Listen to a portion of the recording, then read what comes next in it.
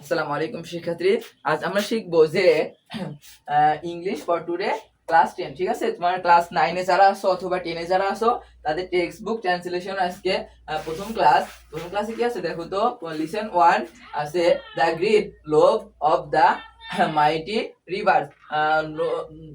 মানে তোমার হচ্ছে যে মাইটি রিভার অর্থাৎ শক্তিশালী নদীগুলোর লোভ। ঠিক আছে, দ্য গ্রেট লোভ অফ দ্য মাইটি রিভার, শক্তিশালী নদীগুলোর লোভ। কি বলো তো? শক্তিশালী নদীগুলোর লোভ। ঠিক আছে, দেখো যে মেহেরজানের গল্প পড়ছি আমরা। কোনটা বলো তো?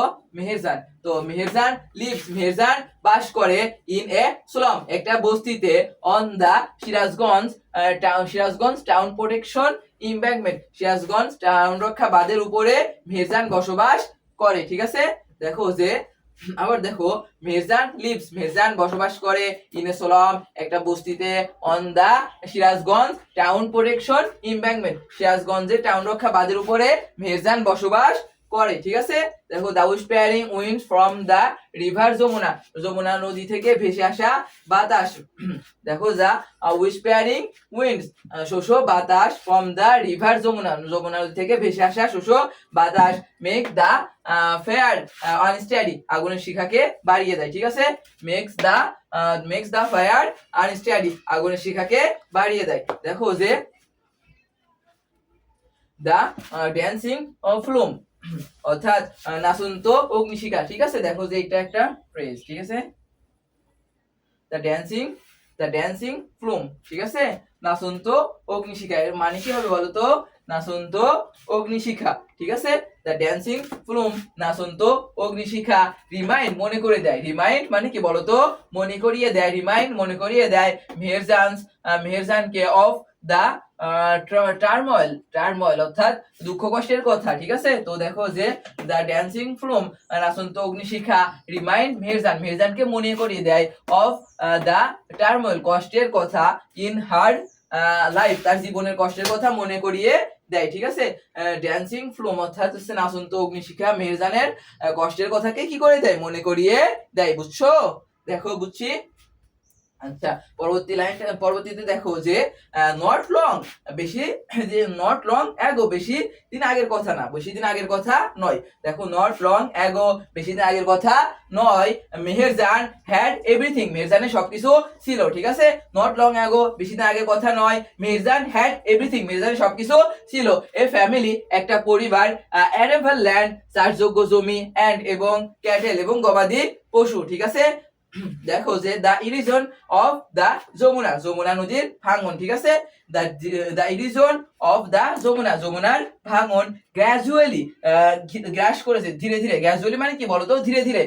কনসামড, গ্রাস করেছে অল হার ল্যান্ড প্রপার্টি, তার সকল জমিকে ধীরে ধীরে গ্রাস করেছে। ফাইনালি, অবশেষে, ফাইনালি মানে কি বলতো? অবশ্যই ফাইনালি, এটা অবশেষে ক্লাইম্ড, দাবি করেছে। ক্লাইম্ড মানে কি বলতো? দাবি করেছে হার অনলি, তার একমাত্র শেল্টার, আশ্রয়, ডিউরিং দা লাস্ট মনসন, অর্থাৎ শেষ বর্ষায়। ঠিক আছে, দেখো যে ফাইনালি, অবশেষে, দা ক্লেমড, ফাইনালি অবশেষে, ক্লেমড ফাইনালি, এটা অবশেষে ক্লেমড দাবি করেছে, হার অনলি, তার একমাত্র শেল্টার, আশ্রয়, তার একমাত্র আশ্রয়কে দাবি করেছে, ডিউরিং দা লাস্ট মনসন, অর্থাৎ শেষ বর্ষায় এটা তার হচ্ছে একমাত্র আশ্রয়কে দাবি করেছে। ঠিক আছে, দেখো it took the river only a day, এই নদীটি জাস্ট একটি দিন নিয়েছে। ঠিক আছে, দেখো যে ইট টুক, এটা নিয়েছিল, the river only a day, এই নদীটি একটা মাত্র দিন নিয়েছিল, টু ডিভোর, ধ্বংস করতে। টু ডিভোর মানে কি বলতো? ধ্বংস করতে। এখানে দেখো যে টু ডিভোর, ধ্বংস করতে, ডিভোর মানে ধ্বংস করা, ডিভোর মানে কি বলতো? ধ্বংস করা। তো টু ডিভোর, ধ্বংস করতে, মেহেরজানস হাউস, মেহেরজানের বাড়ি, মেহেরজানস হাউস, মেহেরজানের বাড়ি, ট্রিস, গাছপালা, ভেজিটেবল গার্ডেন, শাকসবজির বাগান। ঠিক আছে, অ্যান্ড এবং বাম্বো, বাঁশ, এবং বাঁশ। ঠিক আছে, দেখো যে ইট টুক, এটা নিয়েছিল, the river only a day, এই নদীটি শুধু একটা দিন নিয়েছিল, টু ডিভোর ধ্বংস করতে একটা দিন নিয়েছিল মিরজানস হাউস, মিরজানের বাড়ি, ট্রিজ গাছপালা, ভেজিটেবল গার্ডেন শাকসবজির বাগান, এন্ড এবং বাম্বুবাস, দেখো যে তার হাউস, তার বাড়ি গাছপালা, শাকসবজির বাগান, শাকসবজির বাগান এবং বাম্বু বাঁশ অর্থাৎ বাঁশকে ধ্বংস করতে নদীটি কয়দিন নিয়েছিল? একটি দিন নিয়েছিল। ঠিক আছে, তো আজকে আমাদের এই পর্যন্তই ছিল ক্লাসটা। ঠিক আছে, আজকে আমাদের এই পর্যন্তই ছিল, আশা করি তোমরা বুঝেছো। ঠিক আছে, এখানে যে গুরুত্বপূর্ণ যে ওয়ার্ড গুলো ছিল, দেখো যে স্লম কি বলতো? স্লম মানে বস্তি। স্লম মানে কি বলতো? বস্তি। স্লম মানে কি? বস্তি। ঠিক আছে, স্লম মানে বস্তি। স্লম মানে বস্তি। ঠিক আছে, প্রোটেকশন মানে রক্ষা করা।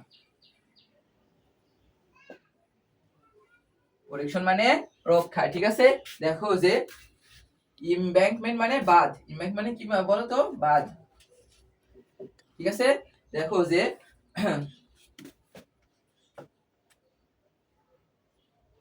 আনস্টিয়াইটি মানে বাড়িয়ে দেওয়া। ঠিক আছে, বাড়িয়ে দেওয়া বা উত্তেজিত করা,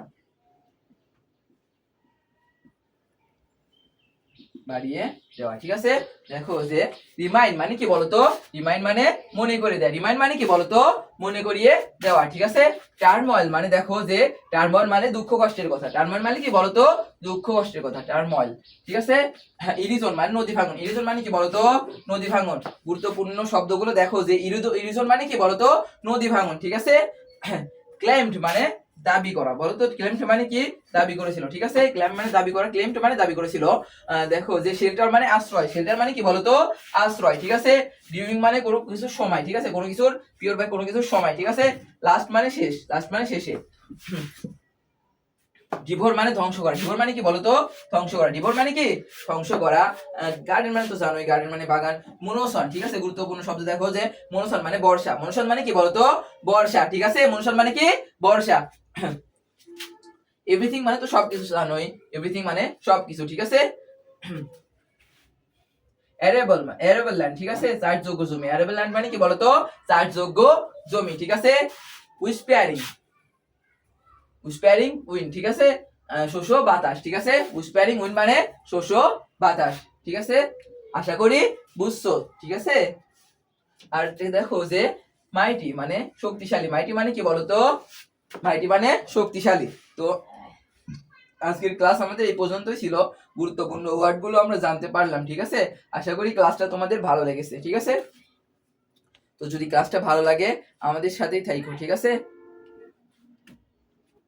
আর দেখো যে ওয়ার্ডটা তোমার জানা নাই, ঠিক আছে, সেই ওয়ার্ডটা তুমি নোট করে নিতে পারো। ঠিক আছে, তো আজকে এই পর্যন্তই ছিল। অন্য কোনো দিন অন্য ক্লাসে দেখা হবে ইনশাআল্লাহ। আসসালামু আলাইকুম, ভালো থাইকো, আল্লাহ হাফেজ।